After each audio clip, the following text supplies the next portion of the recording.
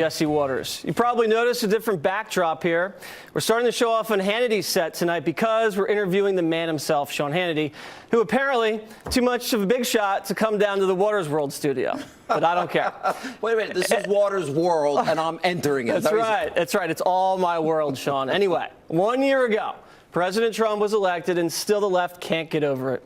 Waters World made a pilgrimage to Washington Square Park on the anniversary of his election, where a bunch of liberals were screaming in protest. We're going to have some more of that later. But first, to celebrate 1 year anniversary, here is a montage of the mainstream media melting down when they heard Trump had won. Roll it. Crying tonight. I'm not sure how much of America, but a very, very significant portion, and I mean literally crying. Everybody is crying and so upset, and it is the end of their world. Feels like the end of the world.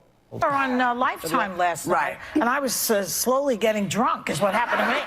How do we explain how this is possible? How did this happen? Experienced politician versus racist fake gynecologist. Get your abortions now, because we're going to be and we're going to have to live with it. You're awake, by the way. You're not having a terrible, terrible dream. Also, you're not dead and you haven't gone to hell. This is your life now. This is our election now. This is us. This is our country. This is a different Earth today than it was 24 hours ago. It's a different place. It just is different. The woman who President Obama called the most qualified person ever to run for the White House couldn't break through. The question remains, who can? Deeper concerns tonight that the world's shining light of democracy has gone dark. Decency lost last night, and that's what's so hurtful about this. This was a white lash. This was a white lash against a changing country. It was a white lash against a black president in part. And that's the part where the pain comes. I kind of push back against the advancement of African Americans, of Hispanics, of women, of Muslim Americans. It is a mourning moment for those people, and it is a moment filled with fear. I'm on this network and people know my attitudes about things. They come up to me and they're scared, depressed, despair, desperate even, almost clinging to me. It was a rough night for everybody, I think. We're worried. The people are worried. Okay, he's the president. Now what? It feels like we're trying to avoid the apocalypse and half of the country is voting for the asteroid. Is there a doomsday plan for a time like this? Sean, you look giddy when you're watching that. There's a part of me that is, because they're so dumb. Yeah. Look, it's never easy for a Republican to actually win when you're looking at electoral votes. But you saw the crowds and you saw the momentum and you understand. I gave out for an entire year every night the statistics. How many people in poverty on food stamps, out of the labor force, the worst recovery since the 40s, lowest home ownership in 50 years, double the debt. Nobody listened. Listen, the people that are suffering. That's right. Well, they're willfully blind. They don't want to see it because they don't want to travel outside the coast. Now, I just want to welcome you to Waters World. This is your debut. Are you nervous? Yeah, I'm shaking like a leaf, can't you tell? On my set. You look nervous. Do you need this. anything? This is the first time you had Hannity behind you. What is this? It's Waters World, and you're all living. What is that? It's good. It's my moniker. You know how you have your thing with the football? I have the world thing. And the collar. I got a few things. I will say this. I've watched this, and I'm seeing this. This meltdown has gone on for a year. Yeah. Look, I'm a conservative. You're pretty conservative. Here's the deal, though. This is now bordering on a psychotic collective breakdown by the left.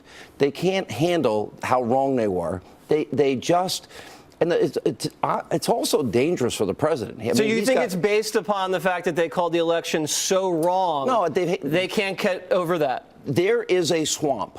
There are forces that are working every day that want this president out. Doesn't matter how they do it. You got the deep state, you got the liberal media, you got Democrats, then you got weak, timid, spineless Republicans and never Trumpers. They want him out. They'll do anything they can do to get this man out of office. And you're right. And they're doing it day after day. And I believe it's because the Democrats are completely shut out of power. So the media now is the tip of the spear. Trump has declared war on the media. Let's look at the history going back a year of Trump versus the press. Roll it. Oh my God, what's going to happen? Oh my God!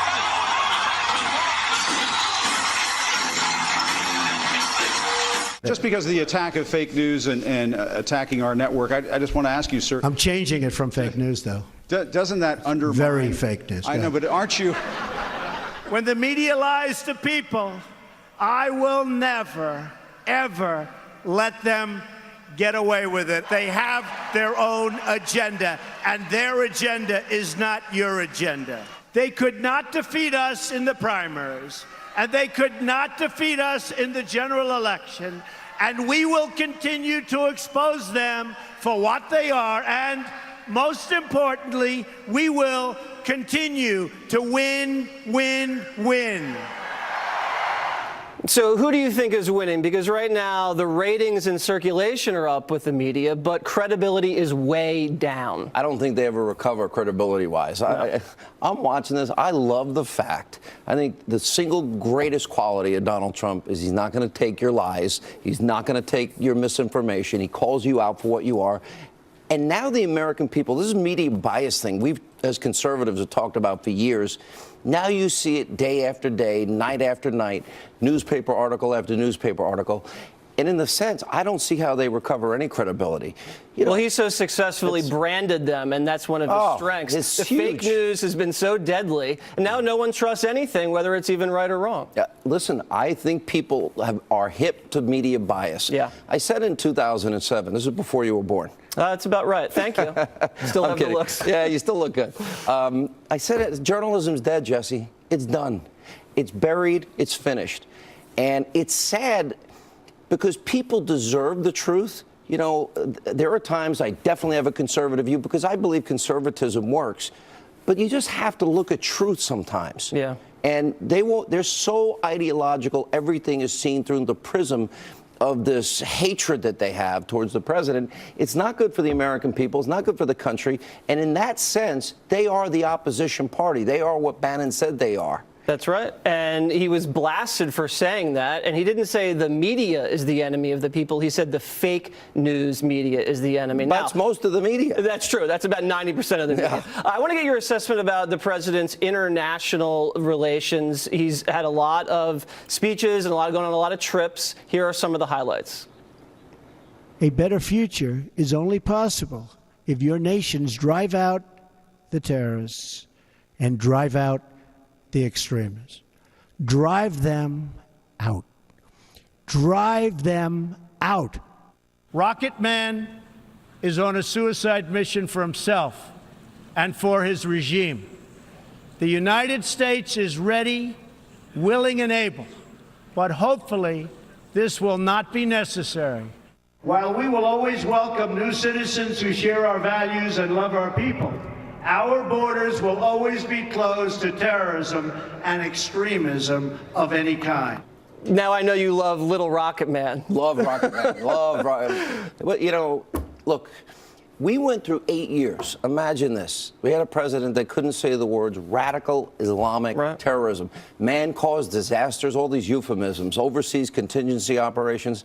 You know, unfortunately, this world is dark. There is a lot of evil. There are people that plot, plan, scheme. They want to kill our children. We see terrorism all throughout Western Europe, all throughout the world, really. We see it on our shores now. And the president identifies it, wants to take measures to protect the American people. One of the most challenging is Rocket Man. You make a bad deal, you appease dictators. That's right. The way Bill Clinton tried to bribe Kim Jong-il, Kim Jong-un's father, with energy and millions of taxpayer dollars, just like Obama did with the mullahs in Iran. You can't appease dictatorships. Then they get nuclear weapons. Now they're trying to get ICBM capability. You marry that, then the continental United States is in jeopardy. There will be a confrontation. And the sad thing is, there's not a lot of good options here. No. You have to almost take it off the pad, and then you run the risk, if you take out the nuclear sites, nuclear fallout, will he launch against South Korea? No, it's a very Japan? thorny situation. So no bowing, no apology tours, no more leading from behind. What is Trump's doctrine, do you think? When you talk, you smile talk? That's a pretty clever... Because I'm on the set of Hannity. That's a clever trick. It's like it's built in. Even though you're saying stuff that some people don't like, you still got to smile. Yeah, you know, those worthless Democrats really need to get thrown to Gitmo. But if you say it with a smile, it's not that bad. It's all good. It's all a joke. No, the Trump doctrine, what do you think? What is it? Trump doctrine is what he said in his speech in South Korea. I thought for this early in his presidency, what he's been able to accomplish, what the speech he gave in the Middle East, the speech that he gave in South Korea this past week, probably two of the most powerful speeches, and such a contrast to what Obama did in his 8 years. And it shows America reestablishing its strength on the world stage. Look, the world needs a strong America, right? Especially in the age of radicalism and extremism and fundamentalism and people telling their kids, strap bombs on yourself, go kill innocent people, there's 72 virgins in heaven. Right. You know, those are dangerous times. All right. So without America, this world is worse off. Am I leaving Waters World? Not yet, Sean. We have one more thing. I want to get your take. I thought I was getting the brush off goodbye. Oh, go ahead. No. But thank you for bloviating. I really enjoyed it. Is this like O'Reilly Jr. now? You actually, you know, your mannerisms That's are like... your nickname? Well, no, but your mannerisms are like Bill. Do you know that? Has anyone ever told you that? No one's ever mentioned that. It's the first time I've ever heard. That's so not true. That's so not true. You got me on that one. All right, let's talk about domestic policy. Here's some highlights. A recent Department of Labor report showed the fewest jobless claims since 1973. Our stock market just hit another record high. It's the highest it's ever been in history by far. We've created about $5.4 trillion only in stock market value. $5.4 trillion.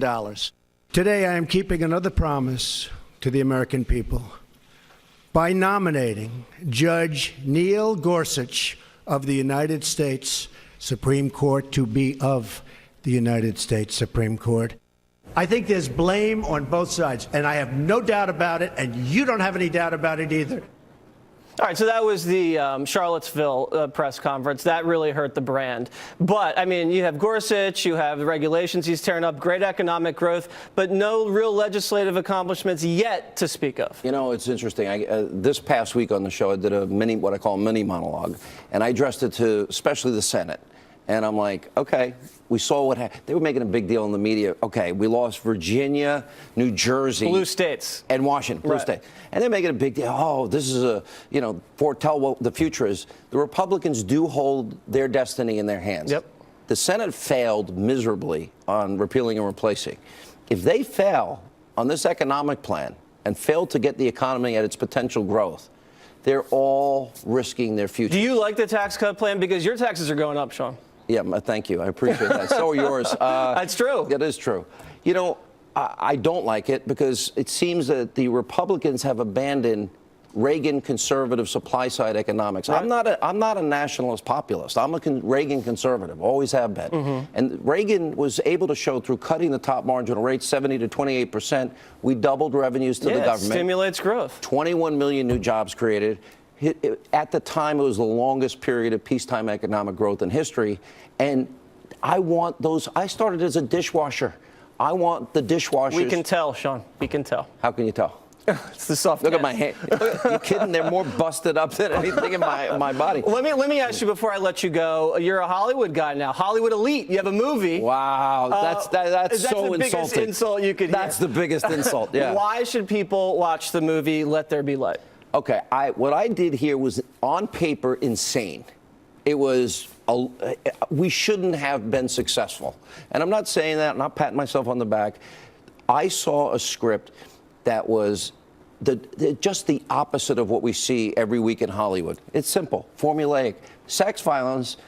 Jennifer Aniston falls in love, falls out of love. Mm-hmm. And then the next movie is falls in love with somebody else, falls out of love with somebody else. Okay. And then cartoons and comic books, mm-hmm. a lot of those. And I'm like, the American people, there's all this red in here, and they have a contempt for conservatives and Christians.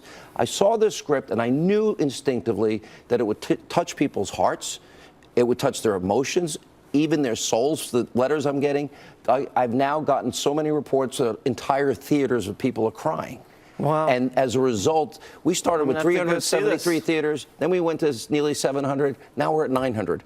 Thank you all, but honestly, I did it it was a wing and a prayer. Well, congratulations. Can you believe it was a wing and a prayer having you on Waters World. We may even have you back. All right, so Sean, thank you very much. This is a very intimidating Coming experience. up, liberals mark 1 year since Trump's election by screaming aimlessly into the sky, and Waters World was there to capture it.